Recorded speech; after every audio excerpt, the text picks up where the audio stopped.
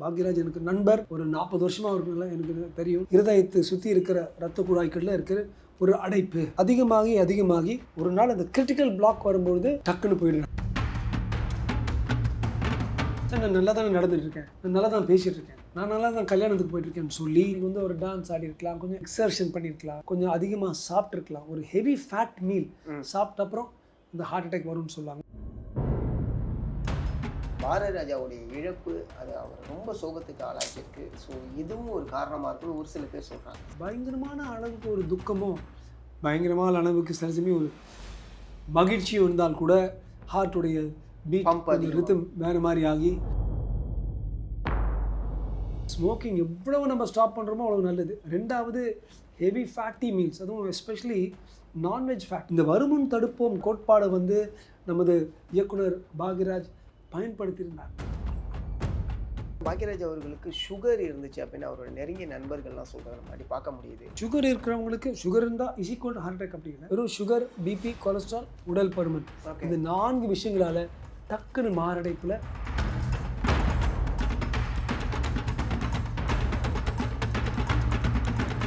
Trend tax நேயர்களுக்கு வணக்கம். நான் சதீஷ். இன்னைக்கு நம்ம கூட யார் இருக்கா அப்படின்னா டாக்டர் ராஜ்குமார் சார் தான் இருக்காங்க. வணக்கம் சார். வணக்கம் சதீஷ். நேயர்களுக்கும் வணக்கம் சார்.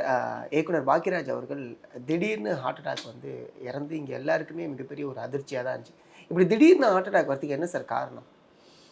ஸோ இது கொஞ்ச நாளாக நம்ம கடந்த ஒரு 5-10 வருஷமாக பலர், இவர் பாவம் பாக்யராஜ் எனக்கு நண்பர், ஒரு 40 வருஷமாக அவருக்கு எனக்கு தெரியும். திடீர்னு அவர் போனது டெஃபினட்டாக சடன் மாரடைப்புக்கு ஹார்ட் அட்டாக், அதாவது இருதயத்தை சுற்றி இருக்கிற இரத்த குழாய்களில் இருக்கிற ஒரு அடைப்பு. இந்த அடைப்புக்கு அதிகமாகி ஒரு நாள் 2 நாள் இருக்காது, பல வருஷங்கள்ல இருந்து ஒரு நாள் அந்த கிரிட்டிக்கல் பிளாக் வரும்பொழுது டக்குன்னு போயிடுறாங்க. ஓகே. அதனால் நாம் எல்லோரும் சார் நான் நல்லா தானே நடந்துட்டு இருக்கேன், நான் நல்லா தான் பேசிகிட்டு இருக்கேன், நான் நல்லா தான் கல்யாணத்துக்கு போயிட்டுருக்கேன்னு சொல்லி 50 வயசுக்கு மேற்பட்டவங்கள என்ன கேட்டால் பர்சனலி ஈவன் 40 வயசுக்கு மேற்பட்டவங்க ஒன்ஸ் அ இயர் அந்த ஹெல்த் செக்கப்பை பண்ணிக்கணும். ஓகே. அந்த ஹெல்த் செக்கப்பை பண்ணாதான் எந்த இடத்துல இது மாதிரி நமக்கு தெரியாத ஒரு பிளாக் இருக்கலாம், தெரியாத ஒரு கிட்னி கல் இருக்கலாம், அது திடீர்னு வலி கொடுத்துட்டு பிளாக் ஆகும். அதுக்கு முன்னால் கண்டுபிடிச்சி இந்த மாத்திரைகளை எடுத்து அதை கரைச்சிடலாம். ஓகே. இந்த காலத்தில் preventive health care. Preventive health கேர்னா வருமுன் தடுப்போம். இந்த வருமுன் தடுப்போம் கோட்பாடை நமது இயக்குனர் பாக்யராஜ் பயன்படுத்தியிருந்தாங்கன்னா டெஃபினட்டாக இது நம்ம தடுத்திருக்கணும். இதுக்கு ஒரு சின்ன ஃபேக்டர் காரணகர்த்தாவாக இருக்கலாம். கோவிட் போயிடுச்சு. ஸோ கோவிட் எனக்கு இப்போ கோவிட் போயிடுச்சுன்னா என்னுடைய உடலில் கோவிட் வைரஸ் கிருமியை எதிர்த்து சில உயிரிகள் தயார்படுத்தப்படுகின்றன, உற்பத்தி ஆகின்றன. அது பேர் ஆன்டிபாடிஸ். இந்த ஆன்டிபாடிஸ் நம்ம ஹார்ட்லேயோ அல்லது பிரெயின்லேயோ மூளையிலையோ இருக்கிற சின்ன சின்ன இரத்த குழாய்களோட சுவரில் இந்த உயிரிகள் இதை போய் தாக்குவதனால சின்ன இரத்த குழாய்கள் அடைப்பு ஏற்பட்டு ஸ்ட்ரோக்கு, பக்கவாதம் அல்லது ஹார்ட் அட்டாக், இது ரெண்டும் கொஞ்சம் அதிகமாக இருக்குது. இது ஒரு காரணமாக இருக்கலாம். இது ப்ரூஃபே இல்லை. Okay. Okay. Most doctors are saying post Covid, அது வேக்சினாக இருக்கலாம் அல்லது கோவிட் வந்ததுனாலும் இருக்கலாம், இப்படி வந்திருக்கலாங்கிறது இட்ஸ் ஜஸ்ட் அ தியரி. அப்போ உடனே நல்ல பேர் சொல்லுவாங்க, இப்போ வேக்சின் போட்டுருக்கூடாது. அப்போ உனக்கு வேக்சின் போடலைன்னா கோவிட் வந்திருக்கும். கோவிட் வந்தாலோ அல்லது கோவிட் வேக்சின் எடுத்தாலோ உங்கள் உடம்புல அந்த உயிரிகள் உற்பத்தி ஆகும். ஸோ இது எல்லாமே சேர்ந்து plus smoking, sugar, cholesterol, BP, இது எல்லாமே மௌன எதிரிகள்னு சொல்லுவோம். நம்மளோட தான் இருக்கோம். டாக்டர்ஸ்லாம் அப்படி தான் சொல்லுவாங்க, நான் 120 பரவாயில்ல, 180 இருக்குது பரவாயில்லன்னு சொன்னால் பிபிக்கு, அதனால் ஒரு ஹார்ட் அட்டாக். ஓகே. ஸோ உங்களுடைய sugar, BP, cholesterol, non communicable diseases, தொற்று அல்லாத நோய்களை இவ்வளவு நம்ம கண்ட்ரோல் படுத்தணும்னா ஒரு ஃபைனல் விஷயம் கூட முடிச்சிடுறேன். கோவிடால் இறந்தவங்க பார்த்தீங்கன்னா 150,000. நீங்கள் நினைக்கலாம், ஐயோ 150,000 பேர் இறந்துட்டாங்க தமிழ்நாடு, இந்தியாவில் ஆல்டுகெதர் 450,000, 500,000 பீப்புள் இறந்துருக்காங்க. ஆனால் ஒவ்வொரு வருஷமும் ஏறக்குறைய 39 மில்லியன், அதாவது ஏறக்குறைய 4 கோடி மக்கள் வெறும் சுகர், பிபி, கொலஸ்ட்ரால், உடல் பருமன், இந்த 4 விஷயங்களால் டக்குன்னு மாரடைப்பில் இறந்து போகிறாங்க. நானே பலர் விஐபிஸ், பெரிய புள்ளிகள் சிட்டியில் சொல்லியிருக்கேன், சார் நீங்கள் வெயிட் அதிகமாக இருக்குது, சுகர் இருக்குது, கொலஸ்ட்ரால் இருக்குது, பிபி இருக்குது, சார் நான் ஒவ்வொன்றுக்கும் ஒரு மாத்திரை போட்டுக்கிறேன் சார். இது எல்லாமே நீங்கள் சரிப்படுத்துங்க, ஒரு ஆப்ரேஷன் பண்ணி எல்லாம் சரிப்படுத்துங்க. உங்களுக்கு 45 வயசு தான் இருக்குது, 48 வயசு தான் இருக்குது, பார்த்துக்கலாம் சார் சொல்லி 6 மாதத்துல இறந்து போன செய்தி வரும். ஸோ தயவு செய்து இந்த நான் கம்யூனிகபிள் டிசீஸை கனெக்ட் பண்ணியிருந்தா பாவம் நமது அருமை இயக்குனர்களுக்கு இந்த பிரச்சனை வராமல் இருந்திருக்கு. புரியுது சார். பட் அவருடைய ஆத்ம சாந்தி அடைகிறதுக்கு என்னுடைய இரங்கல்கள், என்னுடைய பிரார்த்தனைகள். அதேமாரி பாக்கியராஜ் அவர்கள் வந்து பார்த்திங்கன்னா ஜூன் 25 கோவாவில் குஷ்பு அவர்களுடைய மகள் திருமணத்துக்கு போயிருந்தாங்க. 26 வந்துட்டாங்க. 26 நைட்டு 11 மணி வரைக்கும் முழிச்சிருந்தாங்க. 27 வாக்கிங் போகும்போது தான் இந்த விஷயம் நடந்திருக்குன்னு. ஸோ இதுமாரி ரெஸ்ட்லெஸ்ஸாக இருக்கிறதுமே ஹார்ட் அட்டாக் வரதுக்கு காரணமாக இருக்குமா?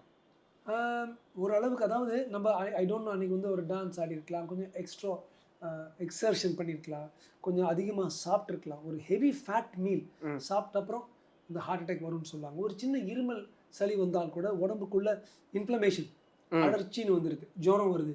நிறைய பேர் பார்த்தீங்கன்னா ஒரு ஹார்ட் அட்டாக் வர்றதுக்கு 2 நாள் 3 நாள் முன்னால் ஒரு ஜுரம் வந்திருக்கும். அப்படி ஒரு ஜுரம் இருக்கும்போது இன்ஃப்ளமேஷன், அலர்ச்சி அதிகமாகும். அலர்ச்சி அதிகமாகும் போது இருதயத்தில் இருக்கிற அந்த ரத்த குழாய்களில் அந்த கிளாட் கொஞ்சம் பிச்சுக்கிட்டு வெளியில் போய் டக்குன்னு ஒரு ஹார்ட் அட்டாக் வரும். ஸோ என்ன வேணால் கூட இருந்திருக்கலாம். ஓகே. அதேமாரி வந்து பார்த்தீங்கன்னா ஒரு குறிப்பிட்ட வயசுக்கு மேலே ஹார்ட் அட்டாக் வராமல் இருக்கிறதுக்கு என்னென்ன விஷயங்கள்லாம் பண்ணவே கூடாது? என்ன பண்ணக்கூடாதுன்னா, ஒன்று ஸ்மோக்கிங் எவ்வளவு நம்ம ஸ்டாப் பண்ணுறோமோ அவ்வளோ நல்லது.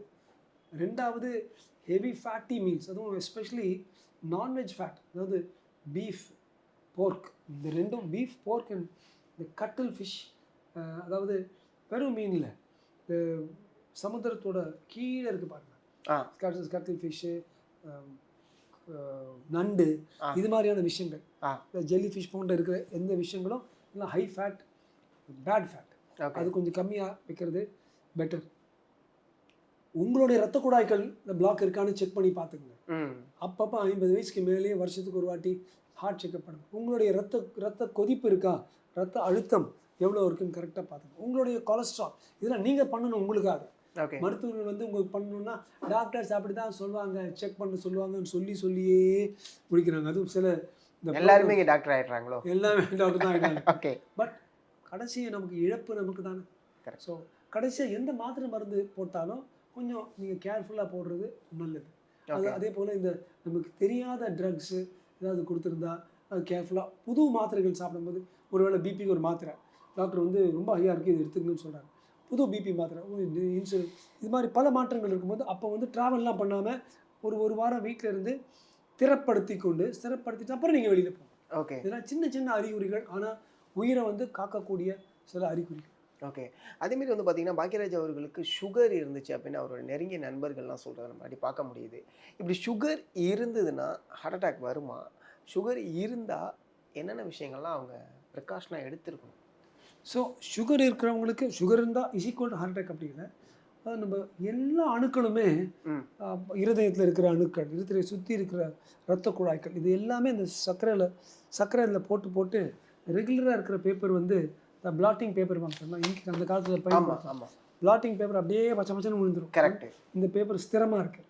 வெறும் பேப்பர், பிளாட்டிங் பேப்பர் இருக்கும்போது இருக்கிற மாதிரி அந்த திசுக்கள் வந்து ரொம்ப பாதிக்கப்படும். ஸோ உங்களால் உங்கள் சர்க்கரை வியாதி வந்து இப்போ வந்து தமிழ்நாட்டில் மட்டும் இது நான் பார்த்துருக்கேன், கேரளாவில் அப்படி இல்லை, டெஃபினட்டாக தெலுங்கானாவில் அப்படி இல்லை, ஆந்திர பிரதேஷில் அப்படி இல்லை, டெல்லியில் மும்பைலாம் டாக்டர்ஸ்லாம் டப்புன்னு பண்ணிவிடுவாங்க. தமிழ்நாட்டில் மட்டும் ஒரு சில பெரிய பிரமுகர்கள் சொல்கிறதுனால டாக்டர்ஸ்லாம் அப்படி தான் சொல்லுவாங்க, சர்க்கரை இருக்கிறது சும்மா அட்ஜஸ்ட் பண்ணு. இப்போ வந்து இறப்பு வரும்போது மட்டும் எல்லாருக்கும் இன்ட்ரெஸ்ட் வரும், அப்புறம் திரும்பியும் டாக்டர்ஸ் அப்படி தான் சொல்லுவாங்க. நீங்கள் கேட்குறது தான் கேட்டுங்க, கேட்குறேன்னா உங்களுக்கு தான் பிரச்சனை வருங்கிறது இப்போ தான் தமிழ் மக்களுடைய இந்த ஒரு கலெக்டிவ் கான்ஷியஸ்னஸில் விழிப்புணர்வு வந்துட்டுருக்கு. தயவு செய்து வருமுன் தடுப்போம் நீங்கள் வந்து எடுக்கலைன்னா அது வந்துடும். வராதுக்கு பிளாக் பண்ணுறது தான் இதெல்லாம் பண்ணுறோம்.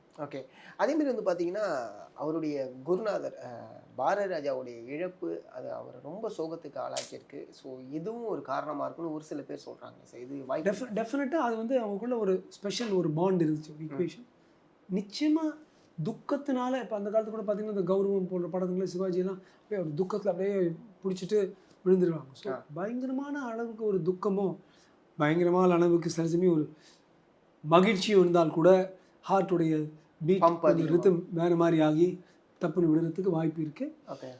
ஸோ அதை டிஸ்கவுண்ட் பண்ண முடியாது. இன்னொரு விஷயம் இன்டைரக்ட் அட்டாக் இருக்கும். இப்போ என்னுடைய ஒரு நண்பனோ ஒரு குருஜியோ ஒருத்தர் ஒரு ஏதாவது ஒன்று ஆகிடுது, நாம் வந்து எடுக்க வேண்டிய மாத்திரைலாம் சரியாக எடுத்துக்க மாட்டோம், ஒரு ஏனோ தானோன்னு லைஃப் எடுத்துகிட்டு போவோம். அப்போ வந்து ரத்த குழாய் ஒன்று சின்ன அடைப்பு இருந்துச்சுன்னா அந்த மாத்திரை சரியாக எடுக்காததுனால, ஒரு எக்ஸாம்பிள் சொல்கிறேன், ஆஸ்பிரின் மாத்திரைகள் நிறைய 50 வயசுக்கு மேற்பட்டவங்க 90% ஆஸ்பிரின் சாப்பிடுவாங்க. ஆஸ்பிரின் சாப்பிடும்போது இந்த ரத்த குழாயில் வந்து ஹார்ட் அட்டாக் வர்றதுக்கு பிளாக் பண்ணுற மாதிரி ஒரு இம்பாக்ட் இருக்கும். 5-6 நாள் நம்ம ஆஸ்பிரின் விட்டோம்னா கிளாட் ஆகி டப்புன்னு ஹார்ட் அட்டாக் வரதுக்கு வாய்ப்பு இருக்குது. ஓகே. அந்த ஆஸ்பிரின் உட்பட 8-10 மாத்திரை எடுக்கிறவன், ஒரு நண்பன் போயிட்டான் அல்லது மனைவி போயிட்டாங்க மாதிரி ஒரு 2 மாத்திரை உள்ளே போட்டு பாக்கி விடும்பொழுது அது எடுக்காததுனால இருக்கிற ஒரு தீய விளைவுகளால் இது மாதிரி ஒரு இறப்பு வர்றதுக்கும் வாய்ப்பு இருக்குது. ஓகே.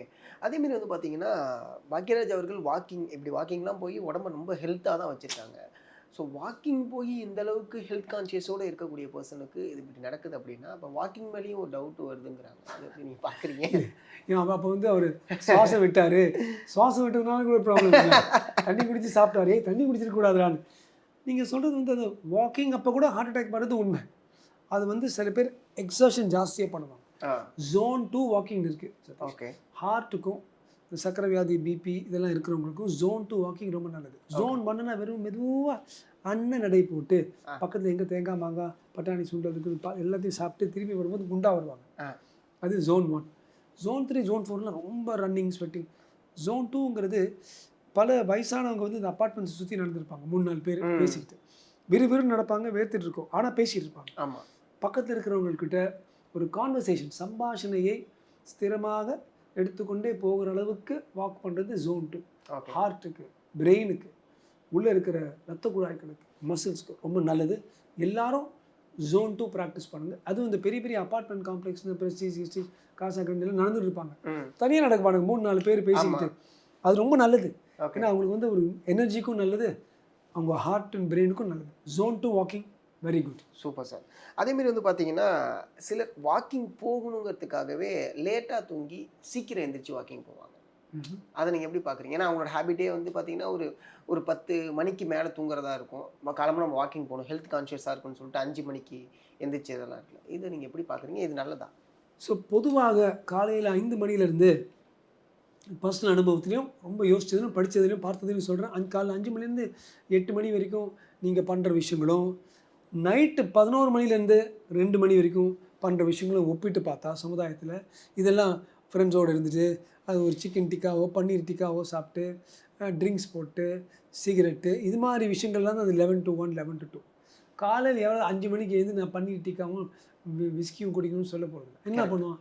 வாக்கிங் பண்ணுவான், யோகா பண்ணுவாங்க, எக்ஸசைஸ் பண்ணுவாங்க, ஜிம் பண்ணுவாங்க. ஸோ ஜென்ரலி கெட்டிங் அப் இந்த மார்னிங் அண்ட் வாக்கிங்கிறது ஒரு ரொம்ப ஹெல்த்தி ட்ரெண்டு. ஓகே. நைட்டு 12 மணி 1 மணிக்கு போய் நம்மளும் போய் டி நகரில் 1000 பேர் நிற்கிறாங்க, நாம் போய் அவங்களோட நின்று பிரியாணி சாப்பிட்லாம். நடுராத்திரின்னு போகிறவன் அவனுக்கும் காலைல 5 மணிக்கு எழுந்து வாக்கிங் போகணும் பெரிய வித்தியாசம். ஒரு நாள் 2 நாள் தெரியாது, போக போக இவங்களுக்கு நல்ல செட் ஆகிடும். இவங்களுக்கு எல்லாம் பானை எல்லாம் வர ஆரம்பிச்சிடும். 20-25 வயசில் நம்ம பசங்களுக்கு பார்க்க மாட்டாங்க. ஆனால் 45 வயசில் அவங்க நினச்சிருப்பாங்க, ஏன் இவ்வளோ உண்டு அசிங்கமாக மூச்சு முட்டிக்கிட்டு இருக்கிறேன்னு நினைக்கும் பொழுது இந்த நடுராத்திரி போய் பிரியாணி சாப்பிட்ற கும்பலுக்கு இதனால் அந்த விளைவுகள் உடனே வந்தால் தெரிஞ்சிருமே, 4-5 வருஷத்துக்கு அப்புறம் தான் வரும். அது நம்ம மக்களுக்கு தெரியாமல் நான் ஓகே இருக்கேன் மச்சி ப்ரோ நம்ம போகலாம் ப்ரோன்னு சொல்லி மாட்டுறாங்க. So eating habits at night okay worst. ஏனென்றால் நைட்டில் தான் நம்ம பேங்க்ரியாஸ் தூங்கும். பேங்க்ரியாஸ் கடையும் தூங்கும்போது இன்சுலின் கம்மியாக இருக்கும். அப்போ போய் நம்ம நான் பிரியாணி தூண்ட்டு வரேன்னு போய் உள்ளே போட்டோம்னா இதோட பேங்க்ரியாஸ் அதனால் ஹேண்டில் பண்ண முடியாது. இதனால் இன்சுலின் ரெசிஸ்டன்ஸ்னு ஒரு விஷயம் வந்து தொப்பை தொந்தி வரும்.